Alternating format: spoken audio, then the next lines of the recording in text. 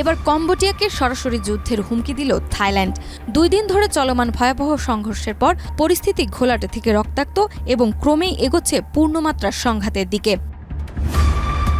Thailand Cambodia সীমান্তে 24 ও 25 জুলাই সেনাদের মুখোমুখি সংঘর্ষে অন্তত 16 জন নিহত হয়েছে। গোলাগুলির পাশাপাশি রকেট ও বিমান হামলায় অভিযোগ উঠেছে দুই দেশের বিরুদ্ধেই। থাইল্যান্ডের ভারপ্রাপ্ত প্রধানমন্ত্রী ফুমথাম ওয়েচায়াচাই স্পষ্ট ভাষায় বলেন, যদি এই সংঘাত চলতে থাকে তাহলে এটি পূর্ণমাত্রা যুদ্ধে রূপ নিতে পারে। অন্যদিকে কম্বোডিয়া পাল্টা অভিযোগ করেছে থাইল্যান্ড তাদের সীমান্তে আন্তর্জাতিকভাবে নিষিদ্ধ ক্লাস্টার বোমা ব্যবহার করছে। এই উত্তেজনার সূচনা মে মাসে থাইল্যান্ড কম্বোডিয়া লাওস সংযোগস্থলে অ্যামেরান্ট ট্রায়াঙ্গল এলাকায়। সেখানকার সংঘর্ষে এক কম্বোডিয়ান সেনা নিহত হয়। এরপর থেকেই সীমান্তের সেনা মোতায়েন ও পারস্পরিক হুঁশিয়ারি বাড়তে থাকে। এই সংঘাতের অভিঘাত পড়েছে থাইল্যান্ডের রাজনীতিতেও।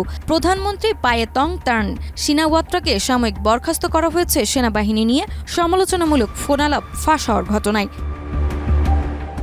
সীমান্তে এই সংঘাত কেবল দুটি দেশের নয়, পুরো অঞ্চলের নিরাপত্তার জন্য হুমকি।